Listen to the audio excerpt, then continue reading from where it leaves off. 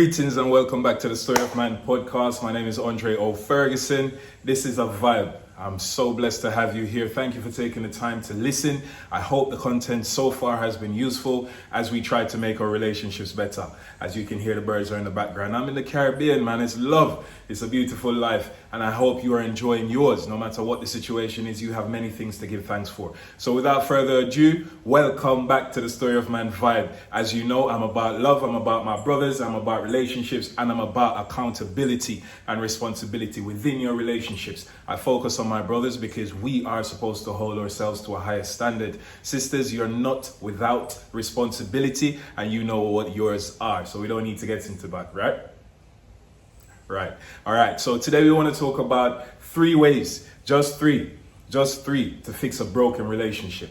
You know, many times all of us are in relationships, who are in relationships or who might have been in relationships, struggle with figuring out how to go from point A to point B, and struggle with figuring out why things are going so bad, or what can I do to make sure that my husband or my wife really understands how much I love, respect, and appreciate them. Now, if you not love, respect, and appreciate them, then these solutions are not going to help. Those things come first. Communication, accountability, responsibility, love, and respect these are necessary building blocks, components to relationships. We need respect, sisters. We need it. Don't go out and act like you don't want to give us respect. We need it. We also need to give you respect. And we know we need to love, appreciate, and affirm you. So we will do our jobs. So please do yours. Uno do for job, we will do for your job. Fair enough? All right. So 3 ways to fix a broken relationship. 1, and this is important, guys, because a lot of us many times act as if our relationship is fine, or it's the other person's fault, or something else, right? We have to admit that our relationship is broken. If you don't admit there's a problem, you can't find a solution. And if you don't admit that you have a problem, and the solution starts with you and how you function within your relationship, then you're always going to be looking at the other person, pointing fingers at them because they're the problem, failing to realize that the problem starts with you. You are the only person that you can fix. And if you make yourself better and you try to encourage and motivate and inspire the other person to make themselves better, then you will probably find a solution easier that way, as opposed to say, you're a fault. If you never do this, this wouldn't happen, and blah, blah, blah. That's not how relationships work. We are all responsible for the failures within our relationship. And if we want successful relationships, we have to hold ourselves accountable because nobody else is at fault except you. You have to look at how you could be better, how you could change, how you could improve, and what you could do to make that person feel more a part of the relationship. Many times within relationships, the reason especially us as men don't communicate is because we don't feel like we can. If we say something to you, then generally that thing is used as a weapon against us. So why would we talk to you? What would I talk to you for? There's no point talking to you because every time I say something to you, then I end up being blamed. Okay, cool. And that's just from our perspective. I'm sure from your perspective, you have a lot of reasons why it's difficult to work out. So as you can see, it's just a communication problem. And if we admit that there's a problem, if we admit the relationship is broken, some relationships have been broken for years and years. And people have just existed in that relationship, carried on, especially if you're married and you have assets together, you have a house, you have children, you have businesses together, you just function within that relationship. You don't actually make your relationship work for you. You don't actually make the relationship about joy and happiness and love and the existence of each other and how you can make each other happy. My responsibility is to take care of you. Your responsibility is to take care of me. If you now do your job, me can do my job. So make sure you do your job, okay? So admit your relationship is broken. Look at where it broke. Look at the causes for this breaking and try and find solutions that way. That's 1. 2, seek help.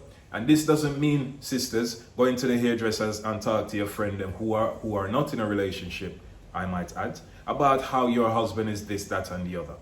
Okay? That is not a solution. Okay? No, too often you're talking to the wrong people who are not in relationships, people who can't actually give you usable, practical, functional information as to how to make your relationship better or how to make yourself better so you can make the relationship better. So make sure you're seeking help from the right people, not the wrong people. I mean, the barber shop and the hairdresser gossip isn't actual help. That's just somebody affirming you in your wrongs, and you can't do that. You cannot be wrong and strong. Go and seek proper help for both of you. You can do it individually and you can do it collectively. One of the things I do within my relationship is I always seek counseling, whether there's a problem or not. I go to my elders, my big man, them were married. I've been married for years and I've gone through many problems. I remember asking my grandfather, how did you get to 50 years of marriage? And he said, boy, not easy, you know. And he gave me all these things many times when he went wrong and what he had to do to make it better and how to avoid these pitfalls. So I always see counseling. It's a weekly thing for me. And it's not like I'm going to, I know the whole black man thing and we don't need counseling, but counseling can literally be from your friend who's married and who has a successful marriage or seemingly a successful marriage. Iron sharpens iron. So go seek counseling, seek advice as individuals all the time. You don't need a problem to try and get better. Get better all the time. Grow all the time as a person so you can be better for the person that you love.